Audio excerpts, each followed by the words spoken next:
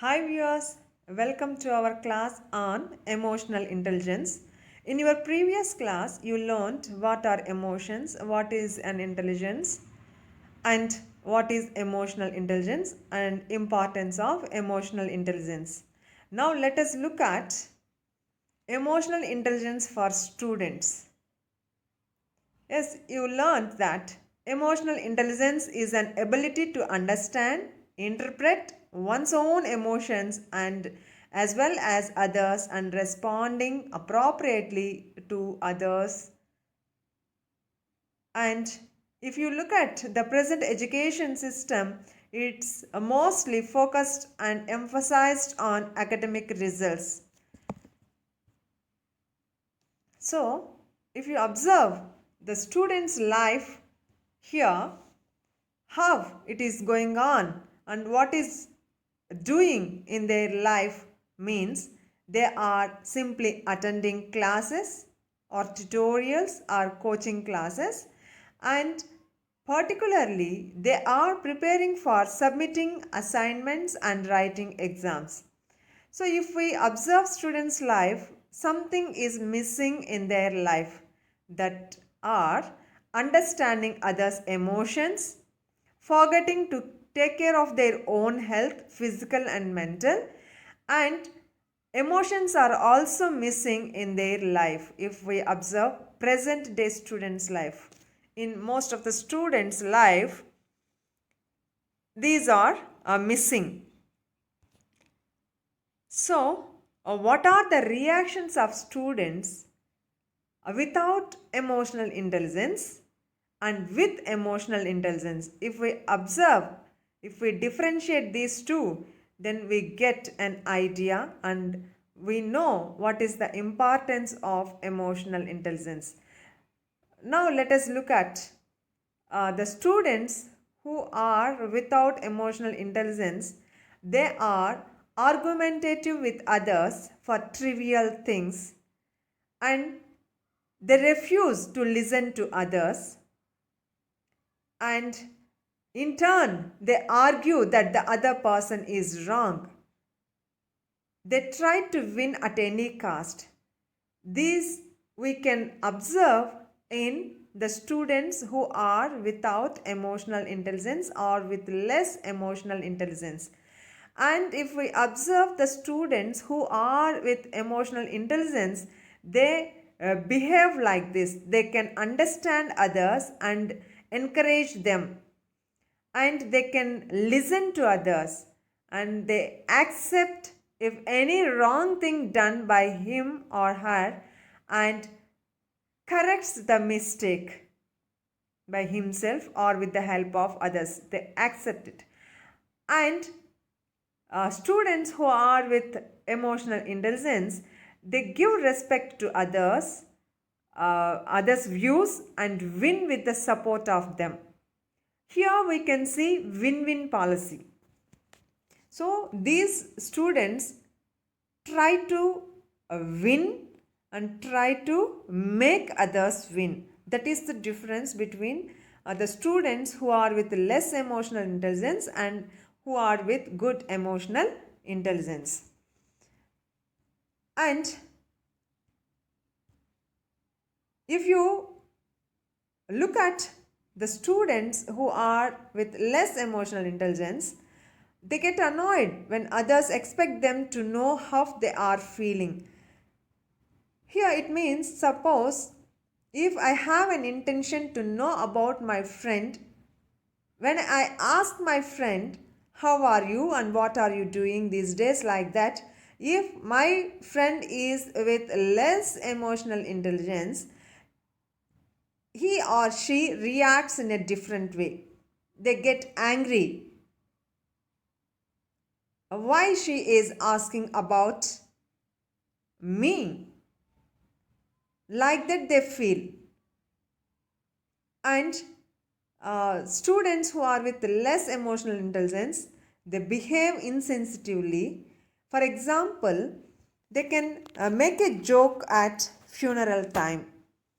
This is one kind of example, and they blame someone for their problems. This we can understand if any one of the student behaves in any of these ways, we can understand that they are not with proper emotional intelligence.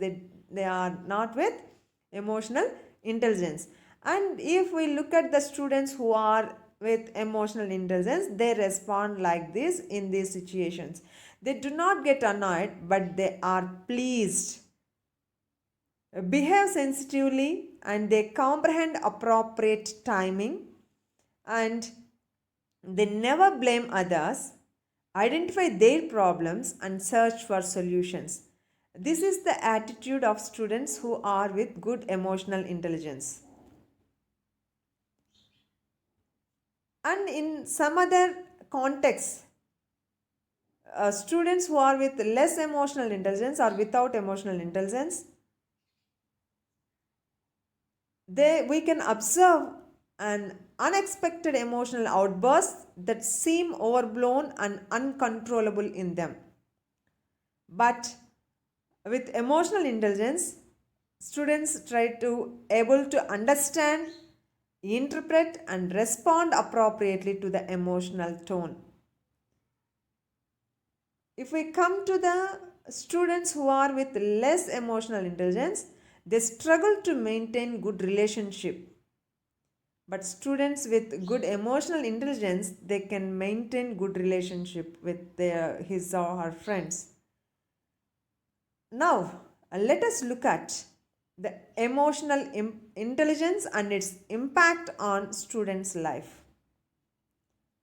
It has a large impact on students' ability to deal with challenges in their lives, both physically and psychologically. Yes, it's true. Students who are with good emotional intelligence, they would be good in developing new relationships, and they can think wisely and learn to lead in critical consequences, critical situations independently, amongst other factors. This kind of quality they have in their life because they have the intelligence to balance their emotions.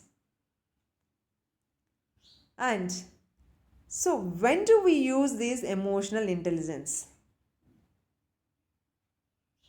So, we have to use our emotional intelligence during stressful situations, or during disputes or conflicts,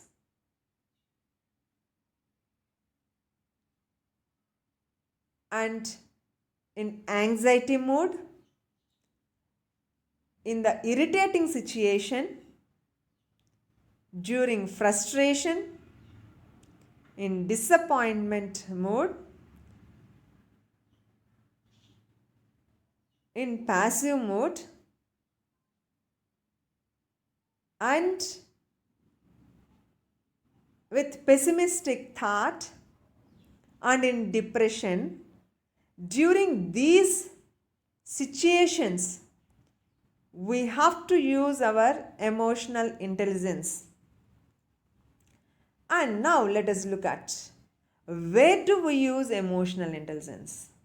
So, at home, at school, at college, at workplace, in business, like that. If we observe in all quarters of our life, we have to use emotional intelligence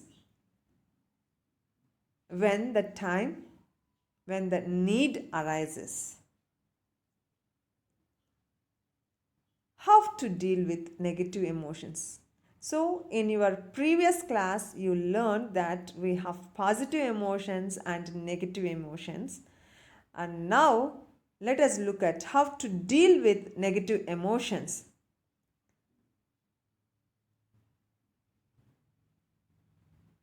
Don't think about things which disturb you all the time. And you try to be reasonable. For example, if you would like to accept that bad feelings are occasionally unavoidable, So you have to think of the ways to make yourself feel better by coming out such thoughts. So you have to come out of such thoughts where you get struck with your negative emotions all the time. So you should be reasonable and come out from that kind of feelings, bad feelings. And by relaxing, you can come out of your negative emotions. So here you have to divert your unpleasant thoughts and start to do pleasant activities like listening to devotional music, reading good books, walking, or talking to a friend. These are certain activities that would helpful for us to come out from negative emotions. And self-learn is also a good thing to come out from our negative emotions. So here we have to notice how grief, loss and anger make us feel, and which events trigger us towards unpleasant, unlikable or some horrible feelings. So we try to come out from that by ourselves or by sharing with our well wishers. That is very important to come out from negative emotions, and we can save ourselves and we can help others also with this. And in certain times, physical exercise is also a good thing to come out from our negative emotions.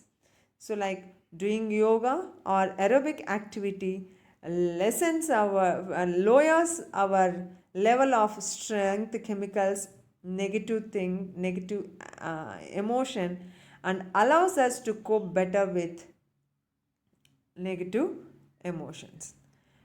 And another point here is let go of the past. So we have to forget the past to come out from that negative emotions. So if we get constantly going over with negative events, that robs us of the present and makes us feel bad, during that time we have to come out of that past event, that kind of event, we come out from that kind of event. Now let us look at how to enhance emotional intelligence. So if we observe, this emotional intelligence is also a skill, a dynamic skill, because a very few people have this emotional intelligence by birth, but not for all.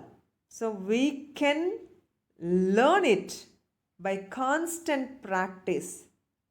That is one thing we have to remember. So constant practice and controlling negative emotions help us to enhance our emotional intelligence. So we have to change the perspective, and self introspection is necessary for us to enhance our emotional intelligence, recognize and channelize the emotions, and we should show empathy, not sympathy, and instill sense of humor, resolve conflicts positively, cautious of negative results, understand how the emotions affect others, physical exercise, outdoor playing, recreation and hobbies. These are certain strategies to enhance our emotional intelligence.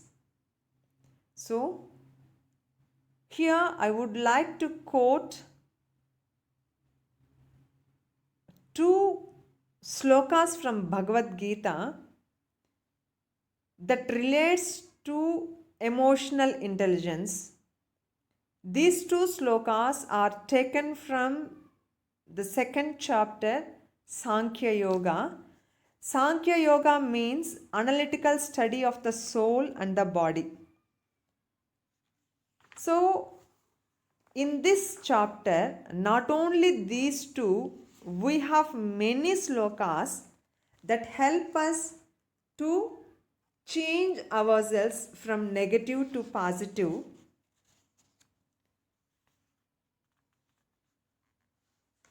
that help us to control our emotions.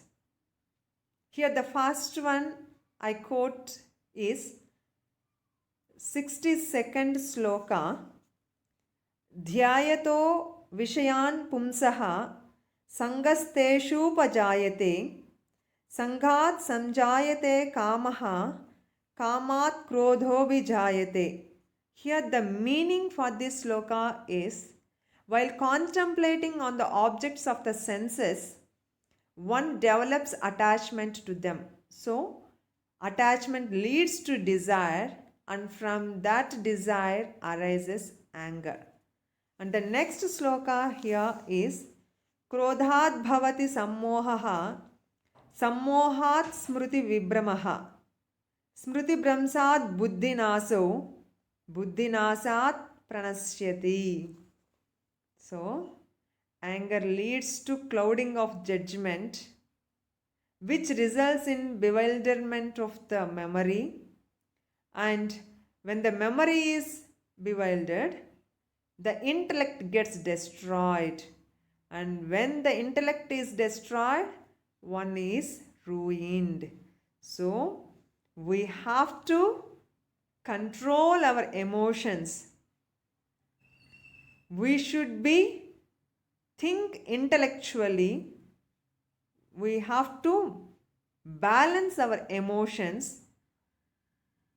Then we can see the success in our life with pleasure, with prosperity, and with happiness. So I wish you all the best. Dear learners, here I have given certain references for your further reading. If you have any doubts, you can refer the books given here. Okay, thank you. I wish you all the best and complete your course successfully. Thank you.